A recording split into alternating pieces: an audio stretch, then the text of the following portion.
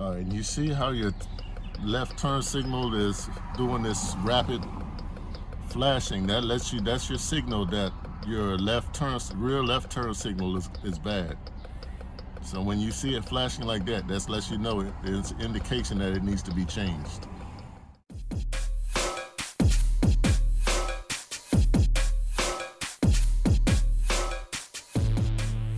Now we're in the back. We got our tools ready. What you need is this star. It's called a T30.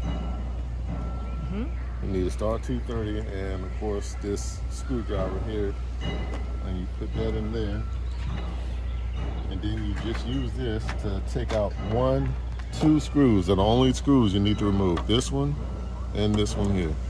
So let's get this one off. This one.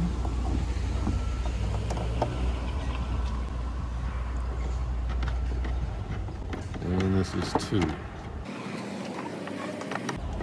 Alright, once that's out and loose,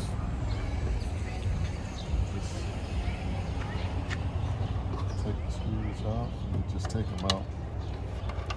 Set them to the side. And then you're going to have to apply some pressure to this to get it out, because it's, there you go. It was on. But then this is the one that's going to be this bulb here that we're going to have to place, the brake light / signal light, which is this one right here. It's lefty loosey. So you turn to the left, and as you can hear, it kind of snaps, and you just pull it straight out.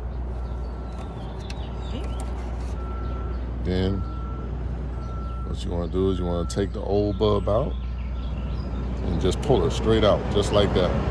And it's just that simple. And here are the bulbs you have to get. I went to AutoZone to get these. This is the old bulb that I took out. As you can see, it's black at the top. And this is the new bulb. And there's the number here that you can get it by. AutoZone, they gave me this grease here to put on the bulb. So you put some of that on there. And then you get the bulb and you just put it in there. And then you turn it to the right. And you hear a snap, unless you know what's in there. As you put an assembly back on, just make sure the wires are not in the way to stop it from going back on completely.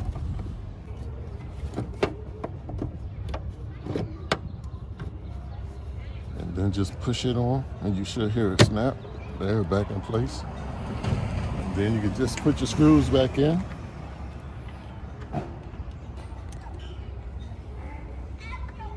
And right about here, sometimes, before I completely tighten all the screws up, I would just check it.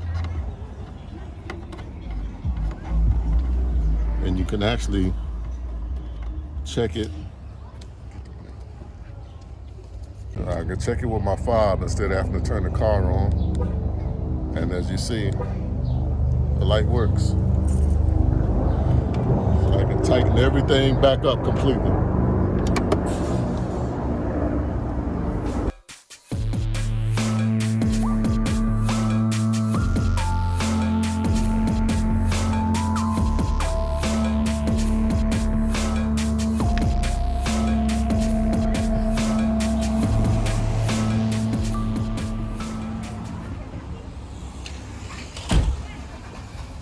And as you see, we have a working turn signal again.